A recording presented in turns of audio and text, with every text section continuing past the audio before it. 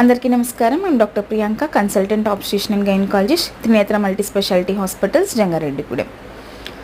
ఈరోజు మనకి ఏంటంటే చాలామంది క్వశ్చను, లాస్ట్ వరకు నార్మల్ డెలివరీ చూస్తాము అని చెప్పి సడన్గా ఎమర్జెన్సీగా సిజేరియన్ చేసేసారు అని అడుగుతుంటారు. దానికి 4 కారణాలు ఈరోజు మనం చెప్పుకుందాం. ఫస్ట్ వచ్చేసరికి బేబీ అండి. బేబీ హార్ట్ బీట్ సడన్గా డ్రాప్ అవుతున్నా, అంటే బేబీకి ఫీటల్ హైపాక్సియా అంటారు, అలాంటిది ఏమైనా ఉంటే సడన్గా ఎమర్జెన్సీ సెక్షన్ చేయవలసి వస్తుంది.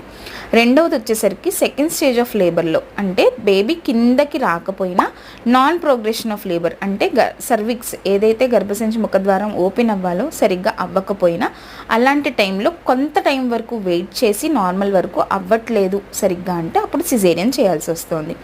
అండ్ థర్డ్ రీజన్ వచ్చేసరికి చాలా మటుకు second stage of labour deliveries కింద వరకు వచ్చేసిన తర్వాత స్టేషన్ దిగేసిన తర్వాత నార్మల్ అయిపోతే కొన్నిసార్లు క్యాపుట్ ఫామ్ అవుతుంది, అంటే బేబీ హెడ్ వాచిపోయినట్టు ఉంటుంది అనమాట.